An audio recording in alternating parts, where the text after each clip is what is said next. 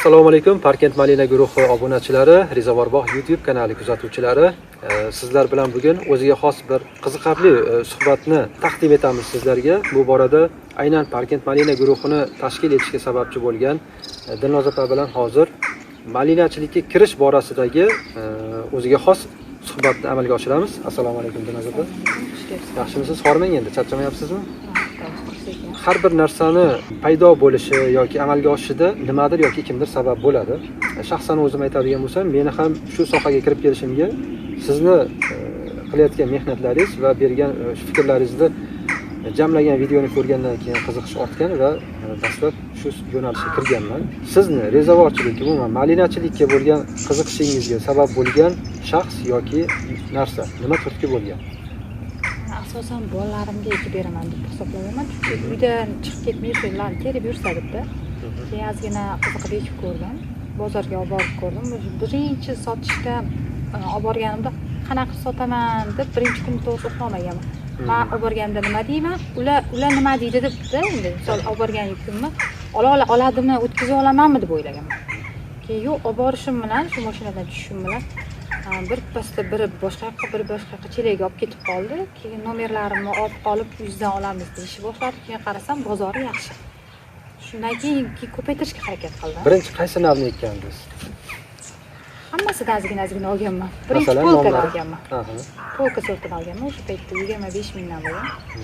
Juda ko'pchilikka telefon chiqqanman, ko'chat qimmat bo'lgan.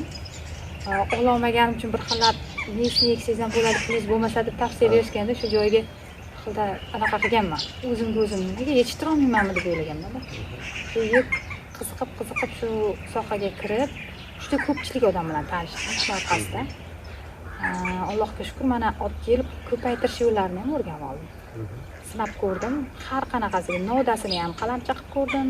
Eng oson varianti bu tomirdan ko'payish ekan. Birda bir o'zidagi bo'lib chiqadi sort. Qanaqadir sortlarga masalan yangi navlar chiqqaniga ham ulardan ham ozgina olib ko'paytadi.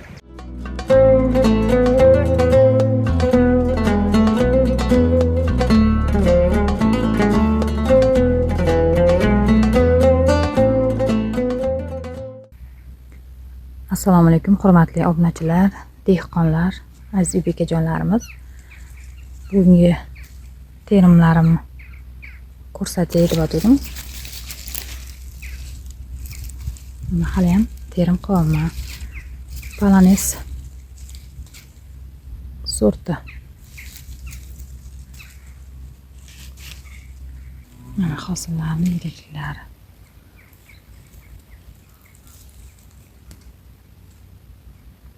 Bugun men polkani eski so'p bo'lgan shoxlarni kesib o'tdim. Shularning mevalarini ko'rsatay dedim. Hali ham mana mesela mevasi ko'p. Mana shoxlarda bor. Mana so'p bo'lgan joylarni kesib tashlamayman. Kuchini hammasi menga beradi. Shu kuz kelib qoldi, lekin shunda ham baribir gullab so'yayotganlari juda ko'p.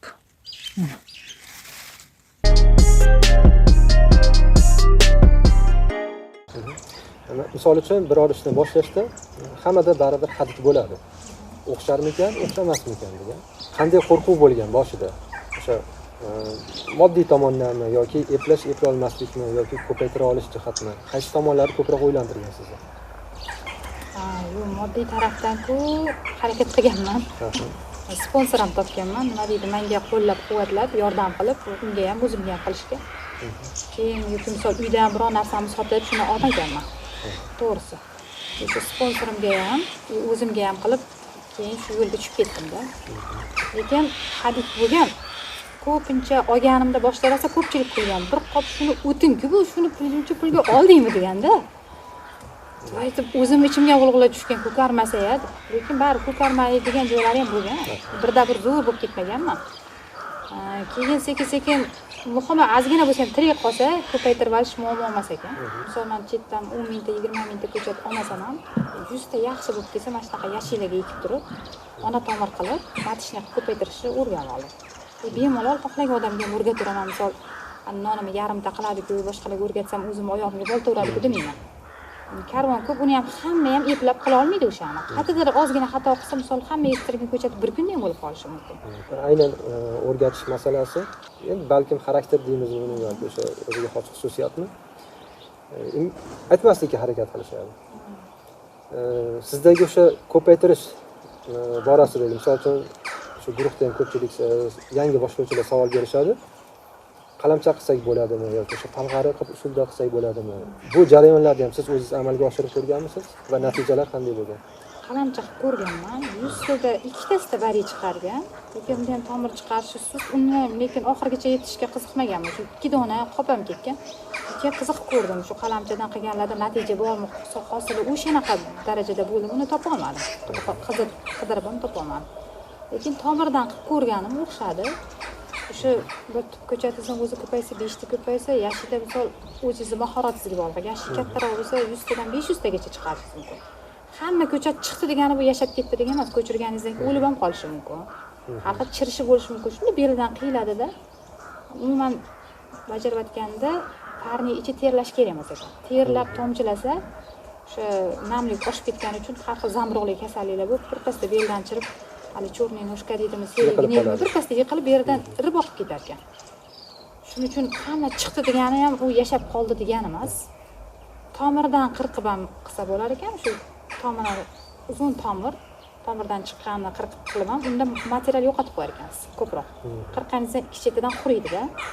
Bu krapivkasini o'zini tomirsiz qilib turib ham qilsa bo'ladi. Shundoq turaveradi yashikda tomirlaringiz, ko'chatingiz. Chiqib turganini olasiz, sindirib razmerga qarab yig'asiz stakanga, balandroq, kaltarog'ini shu fungitsidga botirib, shu ekilganda razmerga qarab ekaveraman. O'sha turgan joyini o'zidan tomir chiqadi. Faqat ustini yopib qo'yish kerak vakuumli qilib, morsiz stakanlari bilan. Chunki barik so'limasa, tagidan tomir chiqadi. Tepasi so'lib qolsa, tagidan tomir bermaydi. So'lib qolar ekanda, qisqasi. Shuning uchun ustini vakuumli qilib yopib qo'ysangiz, birda-bir o'xshaydi. Bu jarayonlar xona holatida va haroratidagi jarayonlarmi yoki o'sha issiqxona ko'rinishidami? Boshlanishini tomir qiymalash ko'cha sovuq bo'lgancha uyda qilamiz. Uyda qiymalab olib kirib, parnikka olib kirib tashlaveramiz. Lekin o'sib chiqqanida ko'proq fevral oyidan boshlab qilish kerak-da. Yanvarda ham qilib ko'rdim, dekabrda ham qilib ko'rdim. Eng yaxshi maqbul payti bu fevral oyi. Chunki fevralda tomirlar chiqmaguncha u yog'i martmi, bahorga ulanib ketadi-da, natija yaxshi bo'ladi. Misol fevralda, yanvarda qiladi, bir xil dekabrda qiladi, olib kirib ko'p tomir chirtib qo'yishi mumkin. Shug'ullanaman deydi, u paytda chiqqan ko'chat kichkina bo'lib gullar ekan, uxlamagan uchun. Uxlagan tomirdan foydalanish kerak. U ham sovuqda uxlash kerak. Siz ham o'zingiz ham tinch qo'ying, uni ham tinch qo'ying. O'sha yanvar, dekabrda uxlab, shu yanvar oxirida fevralda qazib olaman, agar yerda bo'lsa ko'chatim. Agar tuvakda bo'lsa, yaxshilab to'rfini qoqib, yuvamiz. Fungitsidga botiramiz, chirishga qarshi maksimum privikurmi, ildiz chirishiga qarshi birpas botirib qo'yib, albatta perchatka bilan ishlash kerak fungitsidga ishlaganda. Keyin botirib, o'shani onadan ajratamiz. 4 kilo chiqadimi, 2 kilo chiqadimi, uni qanchalik boqishga qarab tomirda. Yechib, onadan ajratganingiz uchun o'zi uchun minglab, yuzlab ko'chat chiqarish boshlaydi. Agar onadan ajratmasangiz, issiq olib kirganingizda o'sha onani gullab yo'qotmoqchi bo'ladi. Bunda meva berishga harakat qiladi. Onadan ajratgani uchun har biri o'zi uchun ko'chatlar chiqaradi. Qisqasi ozgina sort olib turdim, sortiga ishlab, yashiklarda tuvakda qilib, yashik tekkanda nimasi yaxshi? Tomir qochib ketmaydi ichqatga. Perisort chiqmaydi. Yashikka boradi, tegadi, qaytadi, ichkariga o'sadi. Diplomatga o'xshab qalin nima massa paydo bo'ladi.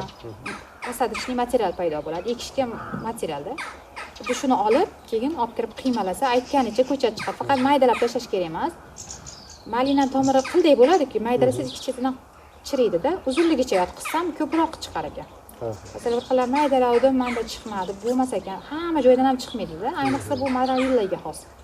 Ko'p ko'chat ola olmaysiz-da, maydalab tashlash kerak emas. Uzunligi bo'yicha to'shga yotqiziladi. Xohlasa yashikka, xohlasa uzun chetiga g'ishma, yog'och qo'yib tagiga torf, o'rtaga tomir, ustiga yana torf qilib turib, yer sharoitida. yer sharoitida parnikka qilinadi-da, u endi. Juda istilishi shart ham emas ekan malinaga.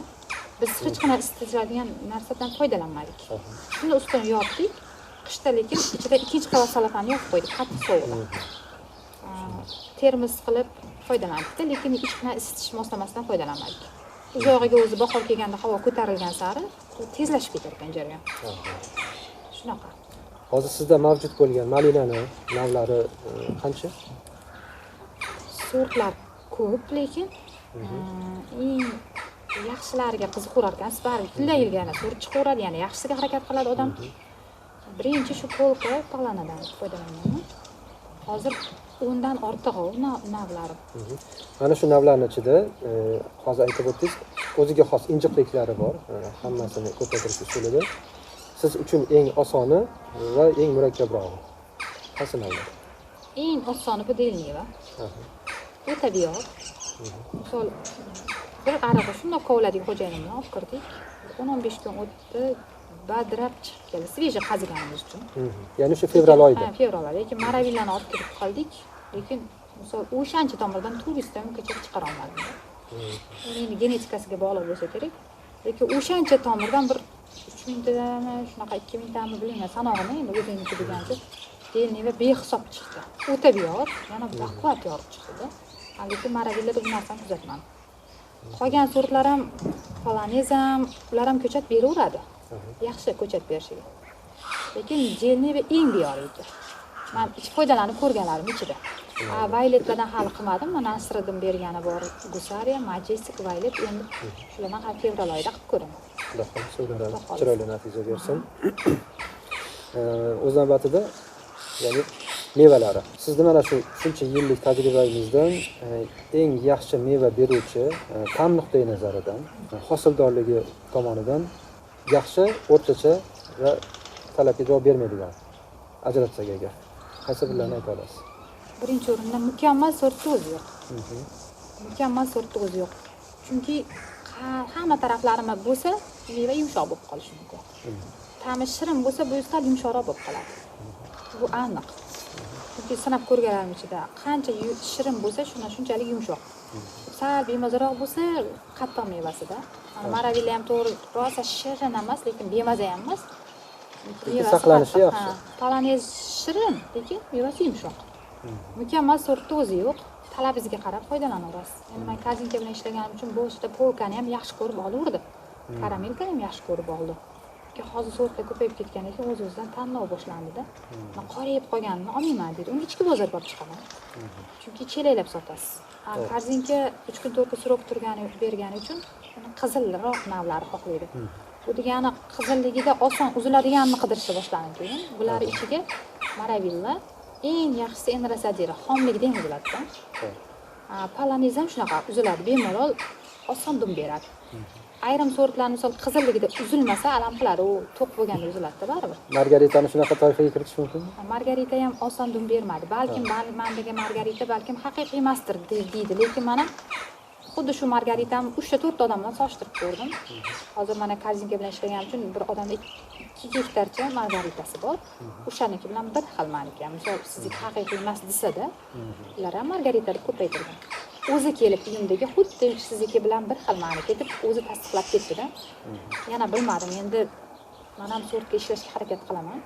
Uyda o'tirgan joyimda chet elga bormaganman. Uyda o'tirgan joyimda iltimos zakaz qilaman. O'shanga ishonaman, ko'paytirib ko'raman. Endi odam zot bor joyda ba'zi xato bo'ladi, balkim adashgan joylari bo'lishi mumkin. Lekin aynan sortini qidirib ko'raman. Lekin margaritada haqiqatan chiqishi qiyinroq. Ham suvi sal so'liroq ekan. Agar haqiqiy o'sha men olgan shunaqa margarita bo'lsa, og'irligiga ves ko'p beryapti, suvliligi uchun-da. Agar quruq mevalar yengil bo'ladi, katta bo'lsa ham o'sha 6-7 gram chiqishi mumkin. Qancha katta bo'lib suvli bo'lsa, u og'ir chiqadi. Maravillar ham go'shtli-ku, lekin unda suv kam, quruq mevasi. Mana kazinkada meva sotganim uchun aytadilar, bir xil mevalar, zelniva mevasi quruqroq, idish to'lib turadi. Polonez ham to'lib turadi. Maravilla solaman go'shtliroq, og'irroq-da u. Unda yarim bo'ladi. 200 gram soldingizmi deydi. 200 gram solganman. Lekin u go'shtli, zichli-da. Ob'yomda ishib turmaydi. Polonezlarda idish 200 grammga to'lib qoplab ketadi, yengilda mevasi.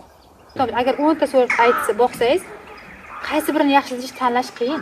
Shunga o'xshab mana bu meva yaxshi.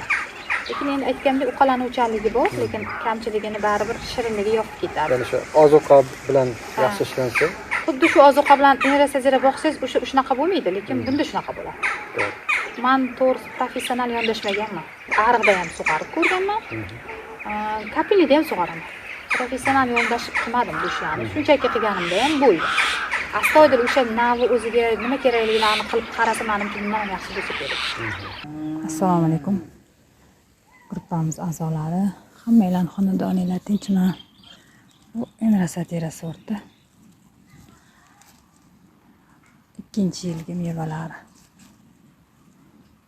Hozir o'tni terib o'tdim. Hosildorligi juda ham yuqori. Biz birinchi soyasetga qilmaganimiz uchun bularni tikka qilib boyla olmadik-da, egishtirib qo'ydik.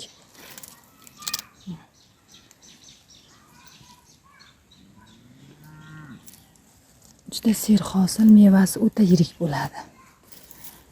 Endi hozir kun issiqligiga sal maydalashdik-ku, lekin maydasi ham uncha sortlardan ancha yirik. Eng yaxshi ko'rgan tarafim mana kartinka bilan ishlaganimiz uchun opa ochroq qizil uzib bering deydi. Hamma sortda ham bunaqa qilish imkoniyati yo'q. Mana ochrog'i ham yarmi pishib, yarmi pishmagan ham osonlik bilan chiqadi. Shu tarafini yaxshi ko'raman. Rangi bozor talabiga javob beradigan qip-qizil chiqadi. Qip-qizil. Shunisi juda ham bozordir. Mana maydalashib qolgani, lekin kuzga borib shunaqa yirik bo'ladi. Mevasi rosa ham oson uziladi. Endi pishgani shundoq hammada ham chiqadi-ku, lekin mana oddiy masalan mana shu xon. Bemalol chiqadi mana. Shu tarafini juda ham yaxshi ko'raman. Ularni ariqdan sug'oramiz. 10 kunlab suv bo'lmadi. Lekin shunda ham modeli qiynalib o'lib qolarmikin dedim, juda ham yomon issiqlab bo'lyapti. Xudoga shukr, hech narsa bo'lmadi. sizni ikki xil yondashuvingiz, ham tomchilab sug'orish tizimi, ham ariqdan. Ko'pchilikda hali tomchilab sug'orish tizimi yo'q. Oddiy xonadonlar deydi, yoki o'sha 2-3 sot, 5 sotga joylarda ham. O'zingiz sezgan natija qanday? Tomchilab sug'orishdagi holat va ariqdan sug'orishdagi holat. Tomchilash yaxshiroq. Ariqda sug'organingizda zax hamma yoqqa chiqib ketadi. O'zingizga ham sog'lig'ingizga zarar. Bir ariq suv ketadi. Keyin yana o't ko'payib chiqib ketadi. Uchtalardan ham o't bosib ketadi. Ish kuchi yana talab qiladi. O'taverasiz. Kapelnida unaqa emas. Shu malinaning tagiga o'zini ovqati. Mana ariqda sug'organimda boshidagi ekinlarim nozikroqda. Dori oqib ketganda endi men baribir ko'mib ulgurmagan. Oxirdagilari quturib zo'r bo'lib ketgan. O'zini minus plyus taraflari bor, lekin ariqda emas, ilojisi kapelni yaxshi. Mehnatingiz ham, vaqtingiz ham tejaydi. Dori ham o'zini dolyasi, o'zini rizqi o'zini tagiga tushadi-da. Ariqda unaqa emas, oqib chiqib ketadi. Shuning uchun ariqda ham o'taverasiz, ishchi kuchi baribir bitta odam ham 150 mingdan kam ishlamaydi. O'tatasiz, 3 marta o'tatganingizda o'sha puli chiqib ketadi-da. Kapelnida o'zini tegini o'tirib yurib chiqasiz. Uchtaga bormaydi, ham o'zingiz oyog'ingizdan ham uzoqqa unchalik o'tmaydi. To'g'ri. Xonadonga yoki o'sha 2-3 sotixli kichikroq hajmdagi yerga malina bilan shug'ullanaman deganlarga qaysi malina o'suv holatiga ko'ra, ya'ni o'sha chiroyli, agar sim tortilsa, chiroyli ko'p joyga egallamagan holatda oraliq masofani kamroq qilish mumkin. Qaysi malina uchun oraliq masofani kengroq qoldirish mumkin? Shular haqida ma'lumotlar berib o'tsangiz. Baland o'sa deganlarga orani kattaroq qoldirgan yaxshi. Masalan, qaysilar turadi ular? Maragilla. Enrasatera ham yaxshi boqsa 2 metrga boradi. Talaningiz ham yaxshi qaragan joylarni 3 metrgacha o'sib, 2 dan oshiqda. Endi o'rib tashlaydiganlarga siz aytgandek ixcham bo'ladi, bir joyda turadi, lekin ular ham eniga ham, dilinasiga ham, shirinasiga ham o'sadi baribir. Kengayib ketaveradi. Balandligi 1,5 bo'ladi-da. Shunaqalarga qator qilib siz aytgandek orani kamroq qoldirish mumkin, lekin baribir hech qachon orani 1-20 qilishni tavsiya qilmayman. Chunki o'zimiz ham kichkina qilib motoblok yurganimizda tomirga yaqin borib qo'yganimizda so'lib qoldi-da. Chunki malina bitta bo'lib bir joyda turmaydi. 5 ta 10 ta o'sadi, baribir o'rtadagi pushtaga yaqinlashib keladi-da. O'sha tomir o'sha yerda bo'ladi. O'rgalab tashlaganimizda o'sha cho'l turgan narsa so'linsirab qoldi. Stressga tushib qoladi. Ha, stressga tushdi. Tomiriga biz xalal berdik. Kattaroq qoldirgan yaxshi deb hisoblayman. Kamida 2 dan kam qilsa, misol kam. Birinchi yil katta joy ko'rinadi, ikkinchi yiliga o'zi nurni, uchinchi, to'rtinchi yillariga bu hech narsa bo'lmay qoladi. Ishlov berganda ham, o'zi yurganda ham ular endi to'g'ri kichkina hovlini o'zi ketmonda tozalaradi. Motoblok kirgizmas, lekin hozir hammani tom orqasida motoblok bor. Bir tasda pirillatib ishlatib chiqadi. Issiqdan, aynan bizni issiqdan saqlash masalasi qaysilari nisbatan chidamliroq, qaysilariga albatta soya qilish kerak. Bizni issig'imizga hammasiga ham soya qilish kerak. Chunki sifatli meva olmoqchimisiz, soya baribir urib ketadi. Shu atxot chiqadi. Misol 100 kilo malina terdingiz, har kunora 40 kilodan atxotni uyga tashlab ketuvsiz, ajratib, bu sizga zarar degan. Ya quyosh nuri ham kuchlimi? Shuning uchun soya sepkadan foydalanish kerak. Yildan yilga barib hatto pomidor, anor ekanmiz, anor bir yog'ini ham kun urib ketyapti-da. Bu ochib qarasangiz, qor yoqquncha kutsangiz ham qizarmaydi u, chunki kun urib ketgan. Yildan yilga issiq bo'lyapti, bu bizning qo'limizda emas. Shuning uchun har tergandagi mevani atxotini pulini hisoblasa, soya sepka olgan yaxshi. Chunki bitta olasiz, kamida 3 yil ishlatasiz agar yaxshisini olsangiz. Necha foizli tavsiya etiladi?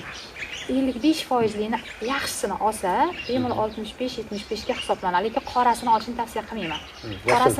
Qorasini kataga juda yirik qilganda, quyosh nuri o'tib ketadi. Tutdingiz nima, tutmadingiz nima bo'lib qoldi-da, ko'rgan joylarni. Lekin biz 55%ni yaxshi turetskiymi, bilmayman qanaqa. Otini nimadir esimda yo'q, lekin o'sha 55% tutdik. Bironta ham barigida kuyish bo'lmadi. Mevada ham kuyish bo'lmadi. Tutgan yaxshi. Sal uzoqroqdan olish kerak, chunki quyosh birinchi qatorlarga tushsa, o'shalarni bari burdi. Bizning O'zbekistonimiz issig'iga mo'ljallangan malina navi baribir hali yaratilmagan. 40 dan oshiq bo'lib ketadi. 40 deb bergani bilan 40 dan oshiq ko'rsatadi. To'g'ri.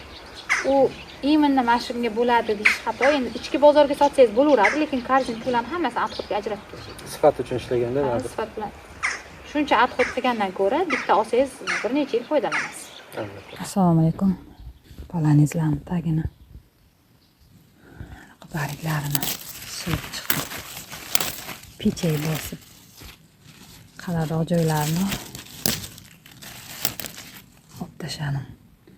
Qarasam, shu bular ham kechki sort degani bilan uncha yaqin joylardagilar pishib qolibdi juda. Yerlarga to'kilibdi. Kecha shamol bo'lib yomg'ir yog'di bizda ham. Mana mevalar uzuncha. To'g'ri maravillachalik.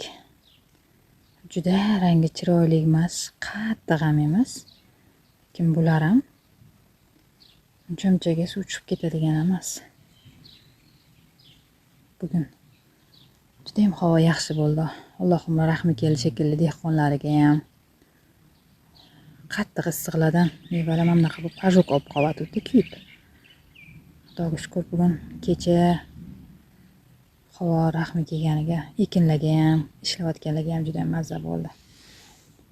Bemalol yirikligidan barmog'imga mevalar bemalol barmog'im ichiga kiryapti. Ta'mi juda ham shirin. Shu rangi boshqa malinalardan biroz farq qiladi lekin. Bular ham o'sha g'unchalashga kelib qolibdi. Bo'yi 2.30 ham bor. 2 metrli joylari ham bor. Kechki sut degan bilan bizning O'zbekistonimiz baribir issiqligi uchun ikkinchi yiliga ham aytgan paytidan ham tezroq bo'lar ekan.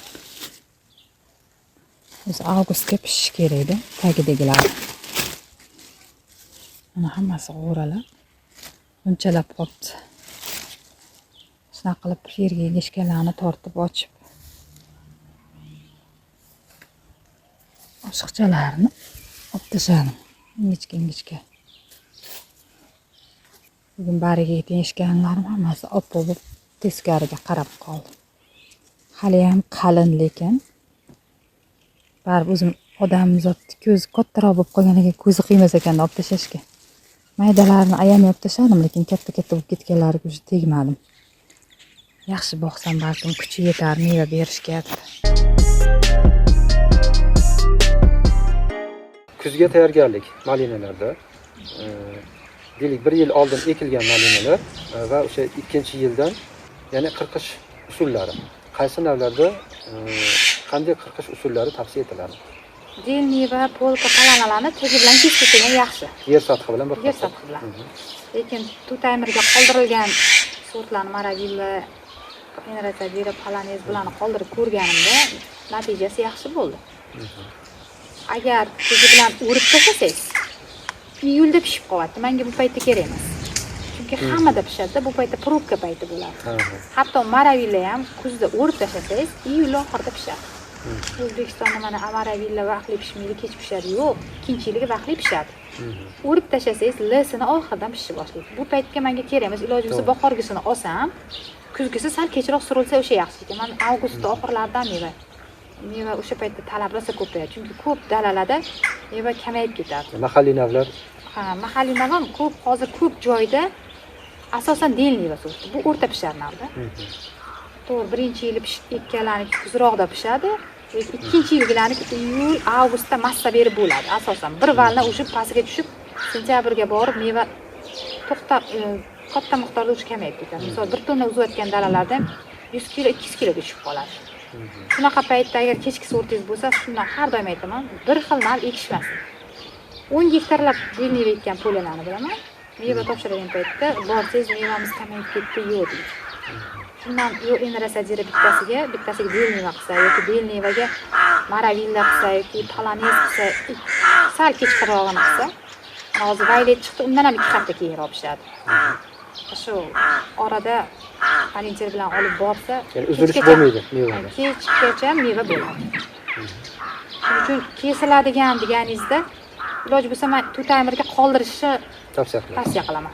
Chunki bahorda ham meva qimmat bo'ladi. Agar vaqtliroq chiqarsa, biz o'zimiz boshini 250 mingdan ham chiqadi.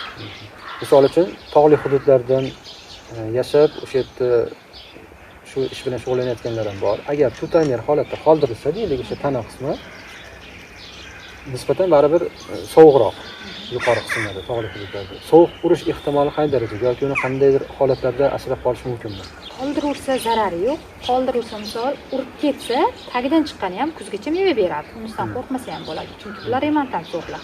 Agar letniy sort bo'lsa, uni o'rashga majbur, chunki yoqmasa o'zi bir marta hosil beradi. Letniy sort. Agar o'shani ham saqlab qola olmasa, qaytib hech narsa qolmaydi yil davomida. Remontant sortlarni shuning uchun ham boshqa davlatlarda bilsangiz, tegi bilan o'tib tashlaydi deydi. Biz O'zbekistonda qoldirib tavakkal qilib ko'rsa buni zarari yo'q. Agar sovuq urmasa baxtidan, sovuq ursa ham tagidan chiqqani qor yoqguncha solaveradi. Uni siqilishga hojat ham yo'q. Ikkinchi qayta hosil beraveradi. Demak, tavakkal qilishga arziydi. Ha, arziydi. Bemalol. Tagidan sovuq urgani chiqib yetib olganda ham o'sha iyul oxiridan pishishni boshlaydi. Noyabrgacha bizni noyabr bu yil yaxshi keldi mana. Oktyabrda ham bemalol terib sotdik. Oxirgi 125 mingda to'xtadik mevalarni. Ijaylik ham shunaqa to'xtadi. Endi parni qilganlar mana hozir 300 ming sotyapti deb eshitaman. Chunki hech kimda dalada meva qolmadi. Parnishda qilayotganlar, lekin hozir 200 mingdan baland sotadi bari. Assalomu alaykum hammaga. Bugun 5-oktyabr. Mevalarimiz 17 kilo chiqdi. Kuz kelganiga yana ham kattalashdi, ranglari ham juda chiroyli. Aynan o'sha issiqxona uchun tavsiya etiladigan navlarimiz qaysi? Maravilla. Yana hozir yangi navlar chiqqan, Gusariya, yana boshqa xalqlik ularda hech kimda gektarlar yo'q, hatto 10 sotigan yo'q. Sinovda desak bo'ladi. Sinovda ular.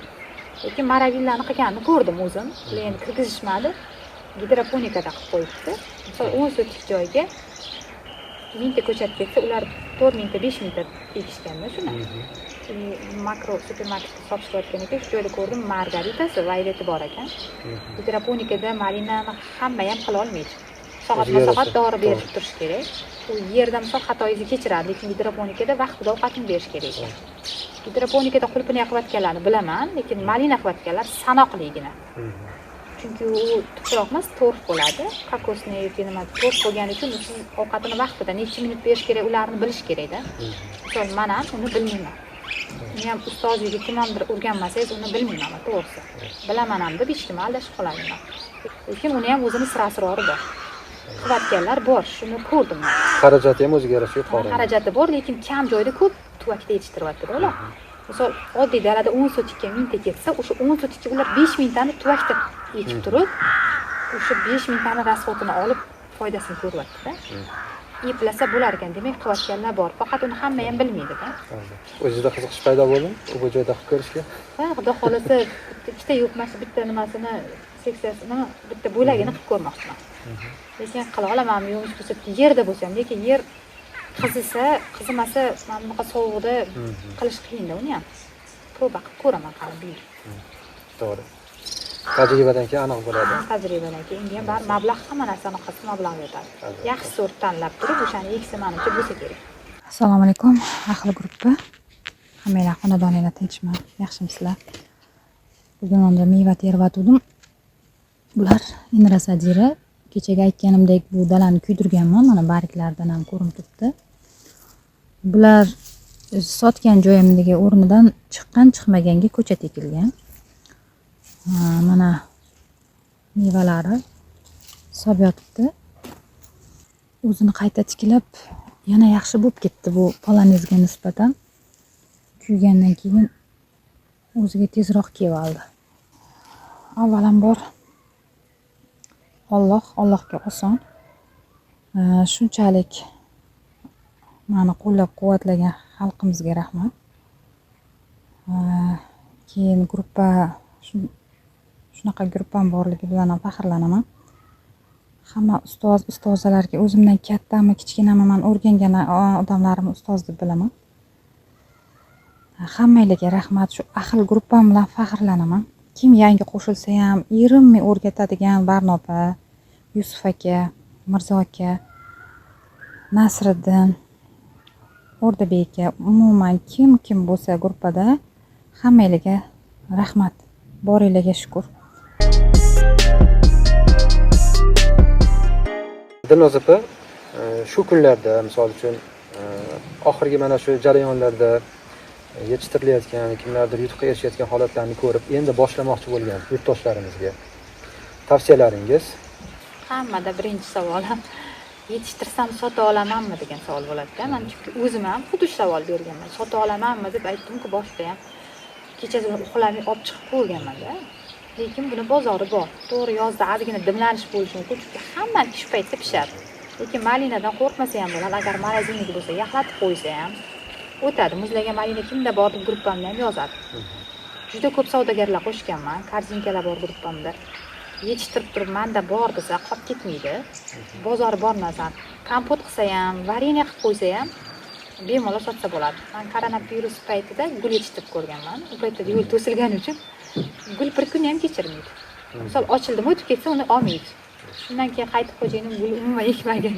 Chunki misol malina yo'l yopilib qoldi deylik, avvalambor unaqa kasalliklar bo'lmasin. Bo'lsa ham uni yaxlatib qo'ysangiz ham har doim xaridori bor. 4 yil oladi, umuman qolib ketadigan joyi yo'q. Ya'ni alternativ muqobil yo'llari bor. Ko'payib ketdi deylik, uni saqlash mumkin. Muzlatib qo'ysangiz ham oladi, svejda sotsangiz ham oladi. Agar sizga narx to'g'ri kelmasa, yaxlatib qo'ying. Ya'ni ham qimmatroq sotasiz. Bo'lmasa kompot qilib soting, vareniya qilib soting. Qisqasi, buni o'tkazish muammo emas. Mana bu bilan ancha odamlar chiqib yig'ib bera olasizmi, yozida deb harakat qilaman. Misol ko'chat olgandan keyin ko'chat egasi ular bo'ladi. Xursand bo'laman, bir xil ko'chat sotganlarim mevasini so'rasam, nech pul olasiz opa deydi. Men olayotgan narxdan qimmat narxga o'tkazayotganini aytadi, men xursand bo'laman. Shular bozorimni topib ketgan ekan. Opa biz bunchadan o'tkazyapsiz, vobshe arzon olasiz-ku deydi. Men ham uyda o'tiraman. Oddiy qishloqda meniki odam ham yashamaydi. Men ham u bozorlarga borib sotmayman, odamlarga shu korzinkaga unga bunga yig'ib beraman, ustiga menga bo'lak tashab ketadi, shunga qarab yig'ib beraman-da. Lekin bozor bor, hamma misol ko'chat olganlar qolib ketdi, mevamni sota olmayapman degan odam bo'lmashi kerak ekan. Qo'rqmang. Malinani shuncha yil mana hozir Bodilda ham bir tanishim bor, suralab yurib oldi eksport qilish uchun. Demak, o'zimizga yetmayapti, chetdan olyapti. Hali o'zimiz ichki bozor to'lib ketib, qolib ketgan joyi yo'q. Kelajakda ham agar tadbirkorlar chiqyapti shunaqa, sublimatsiya qilib turib, chetga eksport qilish imkoniyati bor. Katta xolodilniklar bo'lsa bo'ldi. O'shani tadbirkorlar bor. Faqat o'zimizda meva yetishmay qimmat bo'lib ketyapti. Shundan ham Qirg'izistondan olib kirib kelyapti, chunki u yerda bizdan ancha oldin malina ekish boshlangan, narxlari arzonligi uchun. Agar o'zimizda ham ko'paysa, mayli ko'payib ketdi deylik, 40 ming, 50 ming ham yomon narx emas. Olcha eksangiz ham bir yilda bir marta terasiz, qaytib qolmaydi. Malina qayta teraverasiz. Kuzgacha ham yaxshi qarasangiz, yaxshi hosil beraveradi. O'zim olchaga osilib narmon qo'yib yerga tushganimdan anchagacha qo'llarim qaltirab. Olcha olib borsangiz 3 mingdan kam olmaydi. Buni misol 1 kilo mevasi 30 ming bo'lsa ham 10 kilo bo'lsa 300 ming bo'ladi. Ko'payib ketgan taqdirda ham unaqa tekin bo'lib ketmaydi-da. Yaxshi yetishtirgan odam mahsulotini qimmat sota oladi baribir. Qanchalik yetishtirganiga bog'liq-da. Demak, tavakkal qilishga arziydigan biznes yo'nalish desak bo'ladi. Ha, bemalol qo'rqmasdan malina eksa, mana hozir to'rtchilarim bor. Yaxlatilgan top bering, svejisini top bering, siz yozsangiz gruppaga javob berishadi, menga javob bermayapti deganlar ko'p bo'ladi. Qisqasi mana o'zim ham yozda xolodilnikka olib qo'yishga harakat qilaman. Yaxlatib qo'ysam, mana hozir so'rab kuniga 2-3 tadan telefon qiladi. Yaxlatilgan so'rab. Bemalol foydalansa bo'ladi. Suhbatimizdan keyin o'zlariga anchagina g'oyalarni jamlab, rejalarni tuzgan yurtdoshlarimiz ham bo'lishi mumkin. Sizga qiziqarli suhbat uchun, ma'lumotlar uchun minnatdorlik bildiramiz. Demak, kuzatuvchilar, bizni kuzatishda davom eting. Yana ham foydali bo'lgan ma'lumotlarni sizga taqdim etishda davom etamiz. Aynan rezavorchilik borasidagi malina, yejevika, qulupnay yoki shokoladika, ana shu rezavorga oid bo'lgan barcha o'simliklar va ularning mevalari haqidagi ma'lumotlarni aynan YouTube kanalimizga joylab boramiz. Demak, sizlar bilan navbatdagi dasturlarda ko'rishguncha omon bo'ling.